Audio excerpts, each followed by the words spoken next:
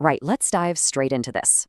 Today, we're unpacking an explainer that explores a deeply unsettling evolution in how we experience fear. We're going to trace the history of digital folklore, those viral internet myths perfectly designed to keep you awake at night. But then, we're taking a pretty terrifying pivot. We'll be comparing those myths with the very real, heavily documented phenomenon of home intruders living secretly in our physical spaces. So get comfortable, and hey, maybe double check your locks. Because what we're about to look at goes from your computer screen right into the actual architecture of your home. I want you to think about something for a second. You know when you're lying in bed at night, the whole house is perfectly quiet and you hear it? A faint tap, a creak, maybe a scratching sound? We always tell ourselves, oh, it's just the house settling, or it's just the wind. But what is actually making that sound? By just asking that question, we take that psychological fear of the unknown, pull it right out of the abstract, and plant it firmly into our own private sanctuaries. And it's this exact vulnerability that modern storytellers and, as we'll see, real-life predators totally prey upon. To understand how we process this kind of fear today, we really need to look at how our scary stories have evolved, because we've moved way beyond traditional campfire tales. Section 1. The Rise of Digital Horror. So let's talk about creepypasta, a term born from the old copy and paste habit. This is essentially an emergent genre of internet folklore. People crowdsource these horror stories and images, and they deliberately frame them as absolute truth. It's wild. Unlike the old folklore of the past that was just passed down by word of mouth, creepypastas actively mimic modern reality to manipulate our fears. And in doing so, they've created these massive, highly engaged online communities built entirely around shared dread. And this phenomenon, it grew with terrifying speed. Back in 2003, the image board 4chan launched its Paranormal/X board, which gave users a place to share eerie images and tales. Then, skip to 2009, an author named Chris Straub publishes Candle Cove. This was brilliant because it was formatted entirely as a realistic internet forum discussion about a deeply disturbing, half-remembered 1970s children's TV show. It struck a huge nerve simply because it felt so real. By 2010, Reddit's r/no-sleep community kicked off, and they established this strict rule. Every single terrifying story posted there had to be treated by the community as a 100% factual account.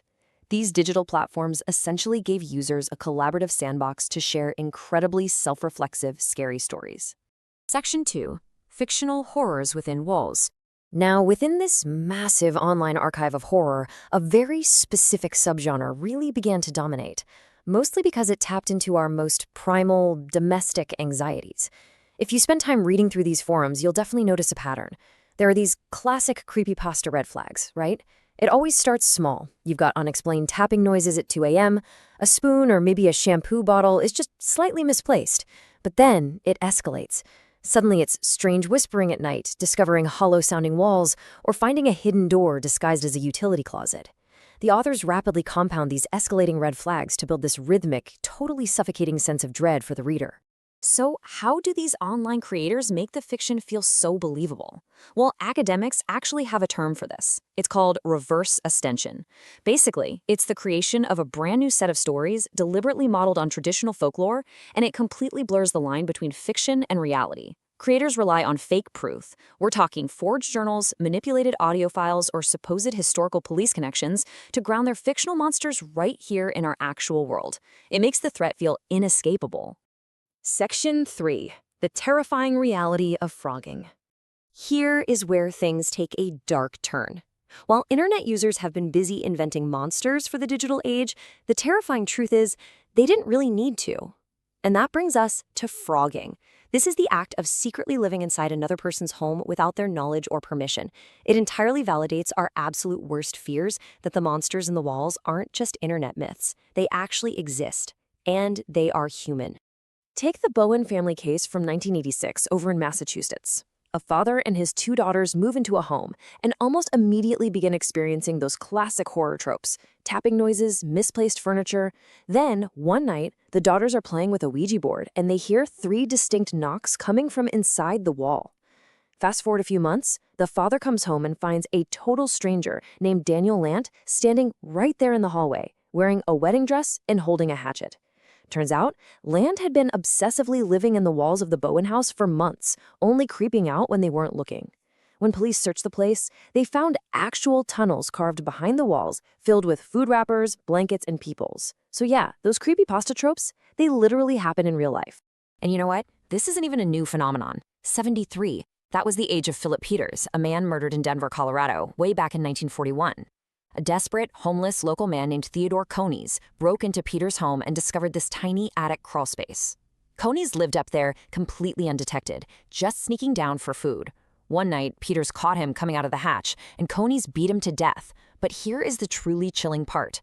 Coneys retreated back into the attic and lived mere feet above the active crime scene for over 5 weeks before police finally heard him moving around. The press ended up dubbing him the Denver Spider-Man. Sometimes, though, the intruder doesn't even need to build a tunnel. Sometimes they just use a spare key. In 2013, 10 college students renting an off-campus house at Ohio State started noticing missing food and cabinets left wide open.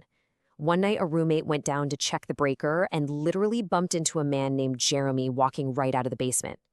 Jeremy had gotten a copy of an old key and set up a bed, a guitar, and personal photos in a locked utility room. He was evicted without charges. But incredibly, just months later, a whole new group of students moved in, heard the exact same noises, went to investigate, and found that another man named Jared had moved into the exact same basement space using the exact same method. As you can imagine, it created some serious, lasting paranoia in that house. Then there's the story of Ashley, a freelance designer who moved into a secluded house in Spokane, Washington.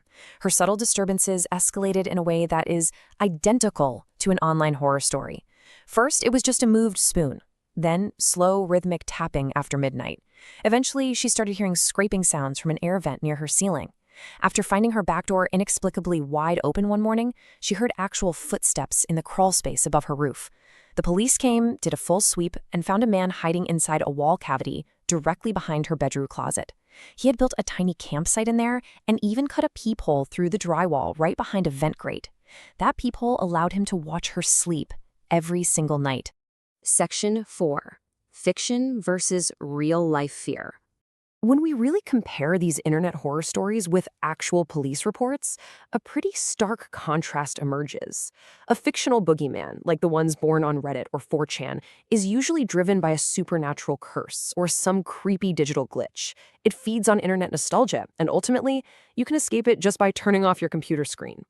But a real-life stalker, they are driven by very tangible human desperation, or worse, dark obsession. The horror there comes from inescapable, physical proximity. They invade the one single place you are supposed to be safe. It completely shifts the dread from something abstract to something dangerously physical. And if you need the ultimate reality check on this, just look at the case of Lisa Lehart in Portland, Oregon.